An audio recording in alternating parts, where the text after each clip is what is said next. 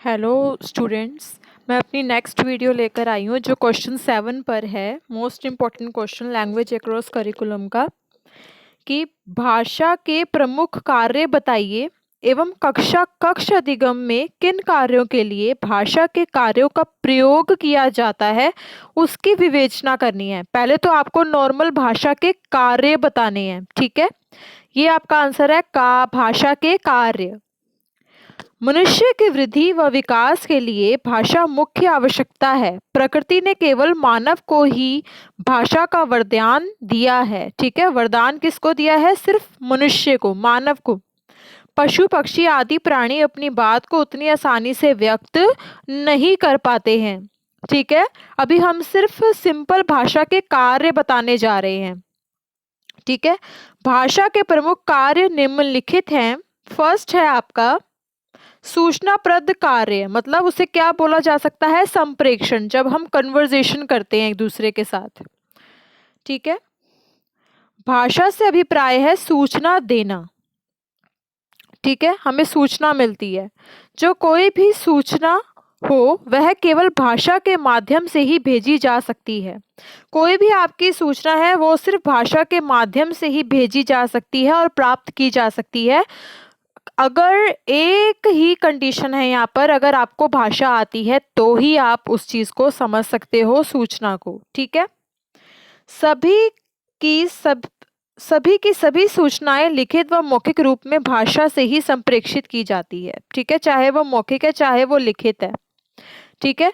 भाषा का मुख्य कार्य आदान व प्रदान है, ठीक है। भाषा का जो मुख्य कार्य ही यही है कि वो आदान प्रदान करना। एक व्यक्ति सूचना भेजता है, दूसरा भाषा को समझकर उसका उत्तर वापस भेजता है, ठीक है। क्योंकि उसे भाषा आती है इसलिए वो एक दूसरे की बातों को समझ पा रहे हैं। भाषा के माध्यम से व्यक्ति समाज से जुड़ता है, अपने सुख दुख में दूसरों को हिस्सेदार बनाता है, अच्छी बुरी सभी बातों को क्या करता है? एक दूसरे के साथ बांटता है। समाज में भाईचारा बढ़ाता है। एक व्यक्ति दूसरे व्यक्ति की भाषा को नहीं जानता हो तो क्या होगा? वे आपस में जानकारी स्थापित नहीं कर सकते हैं। अगर मुझे हिंदी आती है और मेरे सामने वाले को भी हिंदी आती है तो हम एक दूसरे की बातों को समझ सकते हैं बहुत इजीली। सेकंड पॉइंट पर चलते हैं। ये थोड़ा सा आंसर बड़ा है, थोड़ा सा आंसर बड़ा है बस, ठीक है। अभिव्यक्ति कार्य क्या रहेगा इसमें? अभिव्यक्ति कार्य भाषा का मुख्य कार्य है अभिव्यक्ति, ठीक है, जिससे हम अपने भावों विचारों को आदान प्रदान करते हैं, अपने शब्दों में अपने शब्दों को एक दूसरे के सामने रख सकते हैं, ठीक है। अभिव्यक्ति से अभिप्राय है व्यक्त करना, बताना या प्रकट करना। भाषा के माध्यम से व्यक्ति विचारों, भावों, सोच आदि को व्यक्त करता है। व्यक्तियों के अंदर वांछित इच्छाएं एवं रुचियां उत्पन्न होती रहती हैं, ठीक है। हमारे अंदर क्या है? बड़ी सारी इच्छाएं, रुचियां उत्पन्न होती रहती हैं। संवेगों का निर्माण होता है। इन इच्छाओं, रुचियों व संवेगों आदि को भाषा के माध्यम से बांटा जाता है। किसके माध्यम से ही बांटा जा रहा है? सिर्फ और सिर्फ भाषा के माध्यम से बांटा जा रहा है। बालक कुछ नया सीखता है, अनुभव करता है, ठीक है। कुछ भी नया सीखता है और अनुभव करता है तो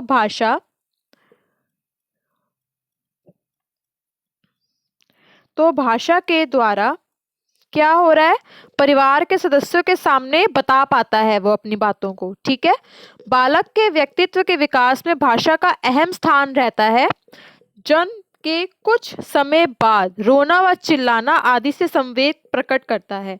बड़े होने पर भाषा के द्वारा ही वह अपनी आवश्यकताओं को रख पाता है किसी के भी सामने, ठीक है। व्यक्ति क्रोध, तनाव, खुशी, दुख, उत्साह अर्थात मन में उठने वाले भावों, संवेगों को अभिव्यक्त करके मन शांति व संतुष्ट हो जाता है। मन उसका शांत हो जाता है और संतुष्ट हो जाता है, जिससे व्यक्तित्व सुदृढ़ बनता है, विश्वास जगता है तथा सफलता की तरफ बढ़ता है। अगर व्यक्ति का क्रोध, तनाव, खुशी, दुख, उत्साह अर्थात मन में उठने वाले भाव, संवेग जो है वो अभिव्यक्त कर पाता है इजीली, क्योंकि उसे भाषा आती है, इसलिए वो अपने मन की बातें आगे रख पा रहा है, तो उसके मन को शांति प्राप्त हो जाती है, उसका मन संतुष्ट हो जाता है दूसरे से बातें शेयर करके, ठीक है। आप लोग भी तो अपने दोस्तों से बातें शेयर करते हो तो आपका मन एकदम शांत हो जाता है। ठीक है। थर्ड पॉइंट है सामाजिक अंत्यक्रिया कैसे होती है। भाषा हमारी संस्कृति का अंग होती है। निसंदेह भाषा और संस्कृति में गहरा संबंध है। ठीक है। भाषा का हमारी संस्कृति के साथ गहरा संबंध है ही है। भाषा को एक सांस्कृतिक तत्व कहा जाता है, परंतु भाषा संस्कृति का तत्व माना ही नहीं बल्कि मात्रा ही नहीं बल्कि समस्त सांस्कृतिक क्रियाकलापों का आधार भी है। सिर्फ भाषा संस्कृति का एक तत्व नहीं माना गया वो, बल्कि सांस्कृतिक क्रियाकलापों का पूरा आधार भी है। और इस कारण किसी भी समाज की विशेषताओं के अध्ययन के लिए उस समाज की भाषा का अध्ययन आवश्यक है, क्योंकि हमें उस समाज की भाषा का अध्ययन करना बहुत आवश्यक है, तभी हम अपनी संस्कृति से जुड़े रह सकते हैं। क्योंकि हमारी हिंदी मेन है तो हमें हिंदी आनी चाहिए, तो वो हमारी संस्कृति से हमें जोड़े रखती है। आगे हैं लियोनार्ड ब्लूमफील्ड के शब्दों में क्या बोला गया है। भाषा की क्रिया ही प्रत्येक समुदाय के निर्माण का आधार है। ठीक है। उन्होंने कहा है भाषा की जो क्रिया है वो ही प्रत्येक समुदाय के निर्माण का क्या माना गया है, एक बेस माना गया है, एक आधार माना गया है। भाषा सामाजिक क्रियाकलापों को समझने में सर्वाधिक प्रत्यक्ष अंतर्दृष्टि प्रदान करती है और उनको संपन्न करने में महत्वपूर्ण योगदान भी देती है। ठीक है। किसी भी मानव समुदाय को भली भांति परखने के लिए हमें उसकी भाषा को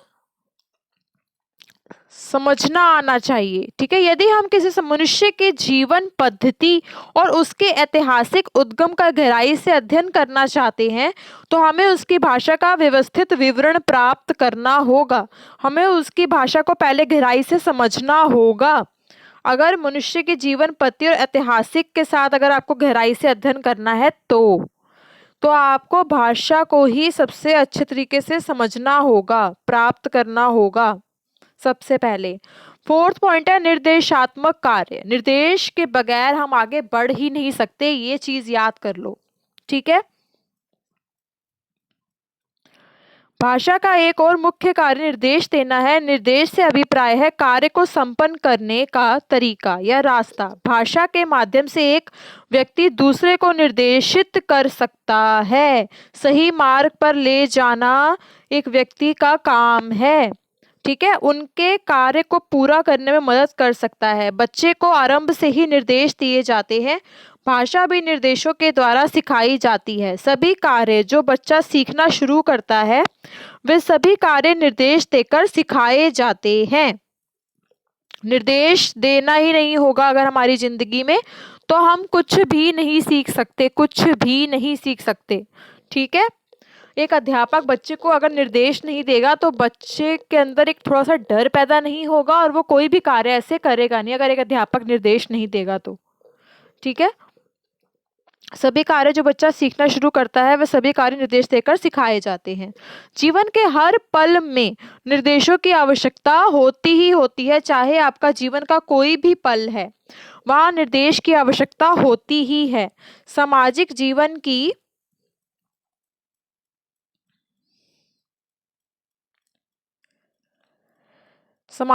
की समझ क्या है, क्या अच्छा है और क्या बुरा है, ये आदि सभी के निर्देश दिए जाते हैं। ये सभी के निर्देश दिए जाते हैं। सृजनात्मकता। फिफ्थ पॉइंट है सृजनात्मकता। प्रत्येक व्यक्ति में सृजनात्मकता के तत्व निहित होते हैं। ठीक है। कोई भी सामान्य बुद्धि का व्यक्ति किसी विशिष्ट क्षेत्र में सृजनात्मकता दिखा सकता है। जो बालक प्रदत्त परिस्थिति के आधार पर कुछ आगे की ओर चिंतन करता है, अगर कोई बालक परिस्थिति के आधार पर कुछ भी आगे और चिंतन कर रहा है तो वह अपने कार्य तथा कार्यशैली के सृजनात्मकता को दिखा रहा है। ठीक है। चिंतन जैसे ही जहां आपके दिमाग में होगा आप में क्रिएटिविटी करने की क्षमता आ जाती है। ठीक है। अगर आपको सोच विचार कर कुछ कर ही नहीं रहे तो आप में क्रिएटिविटी कहाँ से आएगी।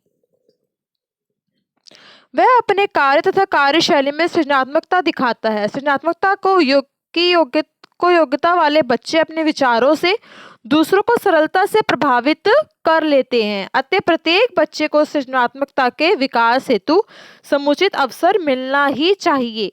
अगर बच्चे को जो चीज़ पसंद है, उसे पेंटिंग करना पसंद आ रहा है, उसे किसी की मूर्ति बनाना पसंद आ रहा है, या ड्राइंग जो नॉर्मल ड्राइंग होती है वो उसे करना पसंद है, तो उसके योग्यता के अकॉर्डिंग उसे ये सृजनात्मकता देनी ही चाहिए, अवसर मिलना चाहिए उसे। यदि कोई बालक किसी क्षेत्र में असफल होता है तो उसे दूसरे क्षेत्र में अपनी रचनाओं में सृजनात्मकता दिखाने के लिए प्रोत्साहित कर सकता है। ठीक है, अगर बच्चा असफल भी हो रहा है तो उससे अगर कुछ और आता है तो उसके अकॉर्डिंग उसको अवसर आगे बढ़ने का मिलना चाहिए। ठीक है, आगे चलते हैं। इसके अतिरिक्त भाषा के कुछ अन्य महत्वपूर्ण कार्य निम्न हैं। कैसे? संप्रेक्षण, सबसे पहला पॉइंट संप्रेक्षण। भाषा का सर्वोपरि काम संप्रेक्षण का है। पता है आपको, कन्वर्सेशन करनी ही करनी है। संप्रेक्षण के कुछ सांकेतिक प्रतीक भी होते हैं, लेकिन भाषा ही हमें संप्रेक्षण प्रदान करती है। सिर्फ भाषा ही संप्रेक्षण प्रदान करती है। भाषा के विकास के साथ ही संप्रेक्षण प्रणाली का भी विकास हो जाता है। सेकंड पॉइंट है भावनाओं की अभिव्यक्ति। भाषा ही हमें संवेग व विचार की अभिव्यक्ति करना सिखाती है तथा कई बार हम भाषा के अभाव में अपनी अभिव्यक्ति नहीं कर पाते हैं। अगर हमें भाषा नहीं आती तो हम ना अपने विचार आगे रख पाएंगे, ना हम अपनी कोई अभिव्यक्ति कर पाएंगे। थर्ड पॉइंट है संग्रहण का कार्य। ठीक है, भाषा के माध्यम से ही हम अपनी विरासत को सहज कर रख सकते हैं। हमारे पूर्वजों के अनुभव एवं ज्ञान आज हमें भाषा के कारण ही प्राप्त हैं। हम इस ज्ञान को संचित करते हैं और आने वाली पीढ़ी को प्रदान करते हैं। संग्रहण मतलब हम स्टोर करके हमें चीज़ को रखना पड़ता है। हम अपनी विरासत को भाषा के माध्यम से बचा कर रख सकते हैं। ठीक है, आगे चलते हैं। संस्कृति की संवाहक, फोर्थ पॉइंट है संस्कृति की संवाहक। कोई भी संस्कृति अपने आप में पूर्ण नहीं होती। ठीक है, जो संस्कृतियां सबको हृदय गमन कर लेती हैं वे चलती रहती हैं। अगर हमारी संस्कृतियां हमारे हृदय को मोह रही हैं तो वो आगे हमेशा चलती रहेगी जब तक हम जिंदा हैं। इसलिए भारतीय संस्कृति अपने आप में अनूठी है। भाषा ही एक संस्कृति को दूसरी संस्कृति के साथ जोड़ती है। भाषा ही संस्कृति की रक्षा करती है और उसका संवर्धन करती है। तो क्या हुआ? भाषा आना बहुत जरूरी है, जिसने हमें संस्कृति के साथ जोड़ के रखा हुआ है। ठीक है, फिफ्थ पॉइंट आपको लिखना है समाजीकरण में सहायक है ये। ठीक है, भाषा समाज में जन्म लेती है और इसका विकास भी समाज में ही होता है। ठीक है, समाजीकरण में आपके कितने पॉइंट अभी पढ़ चुके हो, तो अभी आपको क्लियर हो गया होगा। भाषा का जन्म भी समाज के व्यवहारों के लिए हुआ है। हमें कैसे बोलना है, कैसे रहना है, समाज में हम कैसे रहें, यह सारा कार्य भी भाषा सिखाती है। भाषा एवं समाज दोनों एक दूसरे पर अवलंबित हैं। बिना भाषा के समाज मूक, पंगु और दुर्बल बन जाएगा, और बिना समाज के तो भाषा का अस्तित्व ही समाप्त हो जाएगा। तो समाज में अगर हमें रहना है तो भाषा का आना बहुत जरूरी है। सिक्स्थ पॉइंट है भाषा सामाजिक परिवर्तन का आधार है। कोई भी समाज स्थायी नहीं रहता। संसार की प्रत्येक वस्तु परिवर्तनशील है। कोई भी भाषा अपरिवर्तन का दावा नहीं कर सकती। भाषा भी समाज के साथ परिवर्तित होती रहती है। जब तक समाज चलता रहेगा, अगर समाज में परिवर्तन आ रहे हैं तो आपकी भाषा भी परिवर्तित होती चली जाएगी। ठीक है, समाज में जो भी परिवर्तन आते हैं भाषा उन्हें आगे तक ले जाती है। समाज में जो भी नए शब्दों का प्रचलन होगा तथा भाषा उन्हें समाज में स्थापित कर देती है। ठीक है, तो भाषा सामाजिक परिवर्तन का आधार बनती है। सेवंथ पॉइंट है संप्रेक्षणात्मक प्रयोग का साधन। कैसे? जब बालक छोटा होता है तो वह अपनी भावनाएं अलग प्रकार से व्यक्त करता है। जब वह भाषा नहीं बोलता है तो संकेतों से अपनी बात को पहुंचा सकता है, परंतु जब वह भाषा का प्रयोग करना सीखता है तो वह अपना संप्रेक्षण आसानी से कर लेता है। भाषा उसे वह अवसर प्रदान करती है कि वह अपनी बात सही प्रकार से कह सके। तो संप्रेक्षण का बहुत बहुत बड़ा कार्य है भाषा में। ठीक है, नेक्स्ट पेज पे चलते हैं। लास्ट पॉइंट रह गया आपका सरलीकरण करना। ठीक है, सरल कैसे कर रहे हो, भाषा में परिवर्तन का प्रवाह कठिनता से सरलता की ओर जाता है, ये लाइन रट लो। ठीक है, भाषा में परिवर्तन का प्रवाह कठिनता से जाएगा और सरलता की ओर जाएगा। ठीक है, क्योंकि प्राय यह देखा जाता है कि व्यक्ति अपने बोलचाल में संक्षिप्त व सरलतम शब्दों का प्रयोग करना चाहता है। उच्चारण की दृष्टि से भी शब्दों का सरलीकरण होता है। अगर आप उच्चारण कर रहे हो किसी भी शब्द का, किसी भी अक्षर का, तो वो आपका सरल होता चला जाएगा। तो ये है सरलीकरण। लास्ट पॉइंट, अभी मैंने इस प्रश्न 7 का आपका सिर्फ अभी भाषा के कार्य बताए हैं। अब मैं उसके आगे नेक्स्ट टॉपिक उसका बताऊंगी, कक्ष में भाषा के कार्य क्या होते हैं। जब हम अपनी कक्षा में होते हैं तब भाषा के कार्य क्या होते हैं। अभी हमने भाषा के कार्य पढ़े हैं और इसको आप अच्छे से पॉइंट वाइज लर्न कर लीजिए। ठीक है, okay, all the best students. मैं नेक्स्ट वीडियो इसी के क्वेश्चन 7 की लेकर आऊँगी। ठीक है, फिर आपका ये क्वेश्चन 7 कंप्लीट हो जाएगा। Okay, all the best students, bye bye.